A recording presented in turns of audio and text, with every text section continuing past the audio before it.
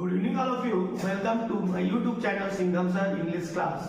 आज की क्लास में मैं कंटिन्यू करूंगा। पिछले वीडियो में मैंने क्वेश्चन नंबर 4 के बारे में आपको बताया था। आज मैं क्वेश्चन नंबर 5 के बारे में बताऊंगा। जो बोर्ड में क्वेश्चन नंबर 5 होगा वो कैसा होगा। कल के वीडियो में मैंने देखा था कि क्वेश्चन नंबर 4 की बात की थी, उसमें 5 क्वेश्चन दिए होते थे। पहला सब्स्टिट्यूशन का होता था, दूसरा आपका फ्रेजेस का होता था, तीसरा आपका सिनोनिम्स का दिया हुआ होता है, और चौथा जो है एरर टाइप का क्वेश्चन होता है, और पांचवा जो क्वेश्चन है एंटोनिम्स का दिया होता था क्वेश्चन नंबर 4 में। ये सेक्शन नंबर सी का ही है पार्ट। अब यहाँ पे क्वेश्चन नंबर 5 वाला कैसा होगा, ये भी ग्रामर का ही पार्ट होता है। इसमें आपके दो ऑप्शंस दिए होते हैं और दो में से आपको एक चॉइस करके लिखना होता है। तो इंग्लिश का यहाँ पे अनसॉल्व है 2024 का डीबी है। सॉल्यूशन हम करने जा रहे हैं क्वेश्चन नंबर 5 का। तो यहाँ पे आज हम यही सीख रहे हैं कि इनको करना कैसे है, इनका अब एक्चुअली में आंसर क्या है, यहाँ पे हम लोग देखेंगे। तो क्वेश्चन नंबर 5 में पहला क्वेश्चन यहाँ पे दिया हुआ था, change any one of the following into direct speech. Indirect direct speech यहाँ पे दिया हुआ है। आपको डायरेक्ट से इनडायरेक्ट में बताना है, तो इसको कैसे बनाना है आपको ये चीज यहाँ पे देखनी है। तो पहला एक क्वेश्चन आया था, दो आए थे, उसमें से आपको जो आता हो अच्छी तरह वो आपको अटेम्प्ट करना है। ये नहीं कि दोनों आप अटेम्प्ट करके रख दो। तो आपको जो अच्छा आता है, बेटर आता है, उसको आपको करना है। पांचों क्वेश्चन में आपके ऑप्शन होंगे, ऑप्शन में एक सेलेक्ट करना है और आपको करना है पेपर में। यहाँ पे मैं दोनों जो पेपर में आया था मैं दोनों करके बता रहा हूँ कि इसके आंसर थे क्या, होगा क्या।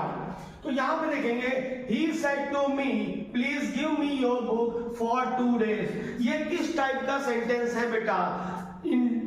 डायरेक्ट से इनडायरेक्ट बदल रहे हो, ये किस टाइप का सेंटेंस है ये आपको सोचना पड़ेगा, थिंक करना पड़ेगा।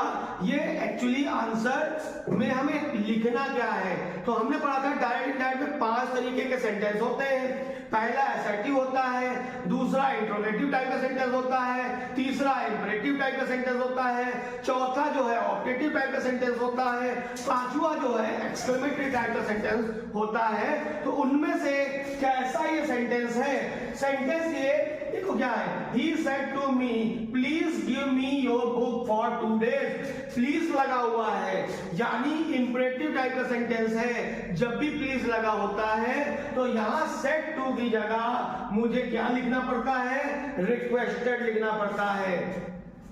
एसर्टिव वाले सेंटेंस में सेड टू की जगह मुझे टोल्ड लिखना पड़ता था, लेकिन इंट्रोगेटिव वाले सेंटेंस में सेड टू की जगह मुझे आस्क लिखना पड़ता था। लेकिन इंपरेटिव टाइप के सेंटेंस में जैसा सेंटेंस का सेंस हो, जैसा सेंटेंस का भाव हो, वैसा आपको यहाँ पे सेड टू को जगह पे लगाना है, आपको लिखना है। तो मैंने ही सेड टू को रिक्वेस्टेड लिख दिया, उसके बाद मी लिखा। अब आता है, आगे बढ़ते हैं तो इन्वर्टेड कॉमा लगा होता है। इन्वर्टेड कॉमा इंपरेटिव सेंटेंस में इन्वर्टेड कॉमा को जब हटाओगे तो टू पढ़ा था और नॉट टू पढ़ा था। अब लगाना क्या है इसमें? ये पॉजिटिव सेंटेंस है, निगेटिव सेंटेंस में नॉट टू लगाते थे, पॉजिटिव सेंटेंस में हमें टू लगा देना है। तो मैंने यहाँ पे टू लगा दिया। इतनी बात समझ में आ गई? He requested me to। उसके बाद प्लीज तो लगेगा नहीं, क्यों? क्योंकि मैंने यहाँ पे रिक्वेस्टेड को यूज कर लिया बेटा। He requested me to। अब यहाँ पे क्या है? गिव का गिव ही होगा, मी को हम हिम में कन्वर्ट करेंगे, योर को हम माई लिखेंगे, बुक को हम बुक लिखेंगे, फॉर 2 डेज। तो 2 डेज का 2 डेज ही उतारना है। टुडे का ना बेटा टुडे होगा, तो हम मालूम है उसको डैट डे लिखते हैं, तो इसमें डैट डे ना लिख देना 2 डेज मिसिंग हो गई या कोई प्रॉब्लम हो गई तो हम यहाँ पे डैट डे लिख दें, नहीं 2 डेज 2 दिन, तो हमें 2 डेज का 2 डेज आपको लिख देना होगा। ठीक है, इतनी बात समझ में आई? दूसरा क्वेश्चन जो आया था, 2 आए थे, एक लिखना था, लेकिन दोनों में सॉल्व करके दिखा रहा हूं इसके आंसर क्या होगा। They said to us, why are you not playing? Question mark लगा। जब क्वेश्चन मार्क लग जाए सेंटेंस में तो हमें क्या करना होता है, वो सेंटेंस पहचानना होता है इंट्रोगेटिव टाइप का सेंटेंस है। इंट्रोगेटिव सेंटेंस है तो हमें क्या करना होगा बेटा, सेड टू को मुझे मालूम है, सेड टू को आस्क में बदल देना है। दे का दे हो जाएगा, सेड टू को आस्क लिख दोगे, आस्क को आस्क लिखा जाएगा। ठीक है, इतनी बात समझ में आई। अब बात आती है इन्वर्टेड कॉमा में क्या होगा। इन्वर्टेड कॉमा को हटाकर हमें इफ या वेदर का यूज करना होता है।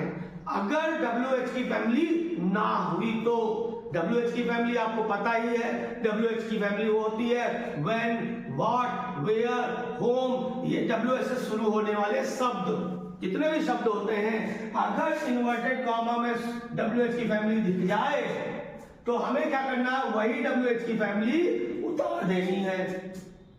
उतार दिया मैंने, तो हमने लिख दिया दे आस्क अस व्हाई, ऐसा लिख दिया। अब आते हैं पर्सन, पर्सन यहाँ पे यू है, यू कौन है, अस है, अस को क्या लिखोगे, वी, तो मैंने यहाँ पे वी लिख दिया। और वी के साथ हेल्पिंग वर्ब लगाओगे क्या, वर, वी वर, नॉट का नॉट, प्लेइंग का प्लेइंग और फुल स्टॉप लगाएंगे। जब डायरेक्ट से इनडायरेक्ट में बदलते हैं तो क्वेश्चन मार्क नहीं लगाते हैं, फुल स्टॉप लगाते हैं। क्लियर हो गई बात। जिन्होंने अगर डायरेक्ट इनडायरेक्ट नहीं आया है तो हमारे वीडियो पड़े हुए हैं, आप वीडियोस में देखिए, जाकर देखिएगा, उसमें आपको थ्योरी क्वेश्चन, एक्सप्लेनेशन सब कुछ मिल जाएगा। Okay my dear, now second question पे पहुंचते हैं। सेकंड क्वेश्चन में दो क्वेश्चन आए थे। Combine any one of the following as directed. अब इसको कंबाइन करना है, जोड़ना है, एक सेंटेंस बनाना है, एक सेंटेंस करना है। तो यहाँ पे दिया है the sun rose the boy went to school.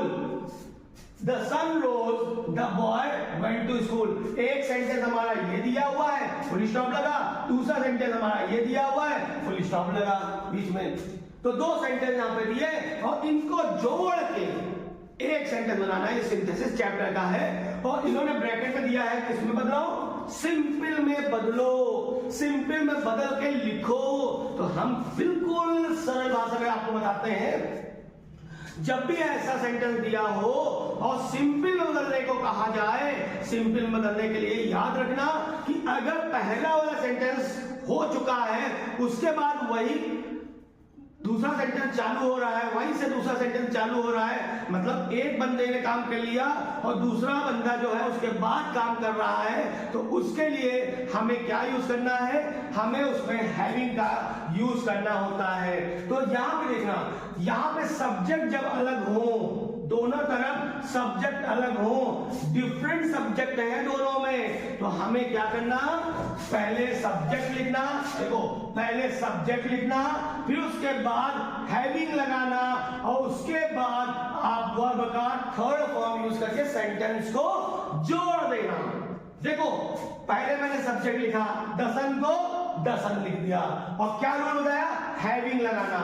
एक सेंटेंस खत्म होने के बाद दूसरा सेंटेंस हो तो उसके लिए हैविंग प्लस वर्ब का थर्ड फॉर्म लगाना है। तो यहां पे देखो द सन लिखा, फिर हैविंग लगाया, फिर वर्ब का थर्ड फॉर्म, रोज का क्या हो गया, राइजन, फिर कॉमा लगाया, फुल स्टॉप को हटाकर कॉमा लगाया। अब कंबाइन करना है तो मैंने वही सब लिख दिया, the boys went to school. तो हो गया ना सिंपल वे में, the sun having risen, the boy went to school. Clear all of you. एक सेंटेंस खत्म होने के बाद दूसरा सेंटेंस हो तो हैविंग प्लस वर्ब का थर्ड फॉर्म यूज करना है सब्जेक्ट के बाद। क्लियर।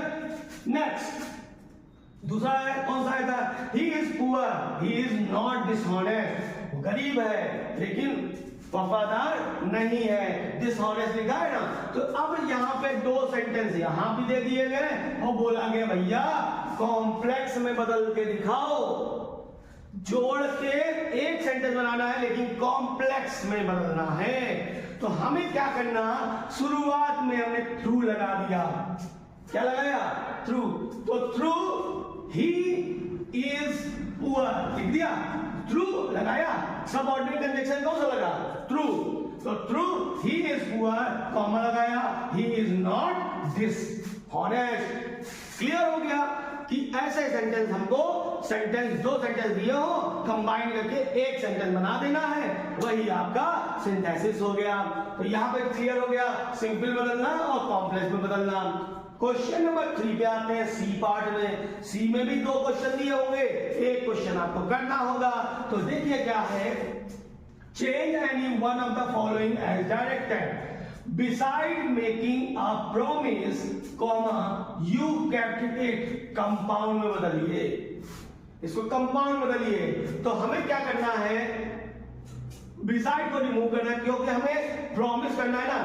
क्या बोलोगे, you made a promise, making का मेड हो जाएगा a promise, you made a promise, you made a promise, तुमने वादा किया था, कॉमा, उसके बाद कौन सा सबऑर्डिनेट कंजंक्शन यहां यूज करना है, एंड को यूज कर देना। You made a promise and you kept it, clear हो जाएगा, सेंटेंस हमारा बन गया। राइट आंसर यही होगा। Beside making a promise, you kept it. तो बोलोगे you made a promise and you kept it. Okay, my dear? Clear? Now, second part पे आ जाते हैं। अब क्वेश्चन वाला सेंटेंस है, पैसिव वॉइस में बदलना है आपको। पैसिव वॉइस में कैसे बदलोगे, तो हमें पता है जब भी एक्टिव वॉइस से पैसिव वॉइस में बदला जाता है, वर्ब का थर्ड फॉर्म आपको लगाना पड़ता है। तो यहां पे भी देखते हैं, did you not write a letter, did you not write a letter, question mark लगा। अगर क्वेश्चन मार्क ना लगा होता तो हम अ लेटर को सब्जेक्ट मान लेते ना। जिन्होंने अच्छी तरह एक्टिव पैसिव वॉइस पढ़ा है तो उनको समझ में आ रहा होगा। जिनको नहीं समझ में आ रहा है, हमारे वीडियोस पे जाइए, वीडियोस देखिए, समझ में आए तो आप यहाँ पे आकर इसको देखेंगे, ठीक है। तो यहाँ पे देखो, did you not write a letter, ये लिखा हुआ है, तो हमें क्या करना, वॉज नॉट यूज करना, क्योंकि हमें क्वेश्चन में पैसिव वॉइस को बदलना है। तो वॉज नॉट पहले लिख दिया, अब सब्जेक्ट लिखेंगे। सब्जेक्ट क्या है, ऑब्जेक्ट को सब्जेक्ट बना दिया, अ लेटर। राइट को क्या लिखोगे, रिटन बाय यू, दूसरा पर्सन था ना, तो यू, तो was not a letter written by you. और क्वेश्चन मार्क आपको बेटा जरूर लगाना पड़ेगा, फुल स्टॉप नहीं लगा देना कि मैं आंसर लिख रहा हूं तो फुल स्टॉप हो। पैसिव वॉइस में ऐसा मत करिएगा। तो यहां पे आंसर हो गया, was not a letter written by you. Clear all of you. D part पे आ जाते हैं। डी क्वेश्चन क्या आया था 2024 में, correct any one of the following sentence, सही करना है आपको। दो दिए होंगे, एक करने को कहा गया, लेकिन हमें दोनों यहां पे सॉल्व किए। पहला दिया है, being a holiday we did not go to school, being a holiday we did not go to school, इसको मुझे सही करके लिखना है।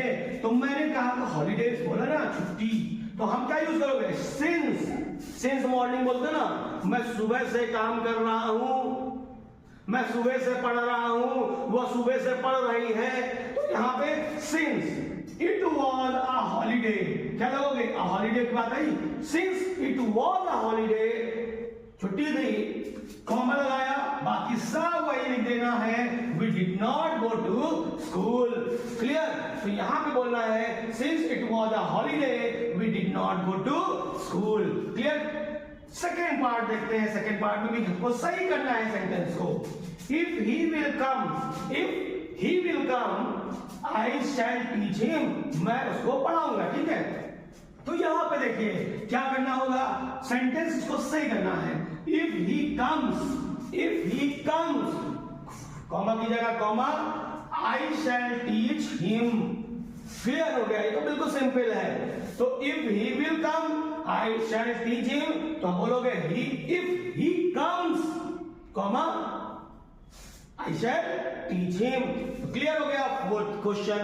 फिफ्थ वाला ई पार्ट जो होगा वो कैसा होता है बेटा, यहाँ पे दो होमोफोन्स दिया होगा, प्रोनाउंसिएशन एक ही होगा, समानार्थी शब्द कह सकते हो ना, समान शब्द बोले जाने वाले, बोलते हम कुछ है, स्पेलिंग अलग होती है, मतलब अलग होता है। तो यहां पे दो दिए हुए थे, एक एसएस और एक कैरियर। एसएस और सॉरी, एसेस दिया हुआ है, आपको क्या करना है इनमें, होमोफोन में क्या करना, सेंटेंस को अपनी तरीके से बनाना है, यानी वाक्य प्रयोग करना है। You have to make the sentence in a right way, sentence बनाना है, मेक सेंटेंस बनाना है। तो यहाँ बेटा एसेस मतलब क्या होता है, एक्सेस मतलब क्या होता है, एसेस मतलब होता है आप कह सकते हो पहुंच, क्या कह सकते हो, पहुंच। और एक्सेस मतलब क्या होता है, क्या कह सकते हो ना, ज्यादा एक्सेस अमाउंट में हमने खा लिया, अरे पेट भारी भारी है, तो आप बोल सकते हो अधिकता, ठीक है, क्या बोल सकते हो, अधिकता यानी ज्यादा हो गया। तो सेंटेंस हमने बनाया इसका, this village has access of internet, समझे, जो विलेज है एक्सेस मतलब हो गया पहुंच से बाहर है, इंटरनेट नहीं आ रहा है, इंटरनेट आ रहा है, ठीक है, इंटरनेट कनेक्ट हो रहा है, तो मैंने सेंटेंस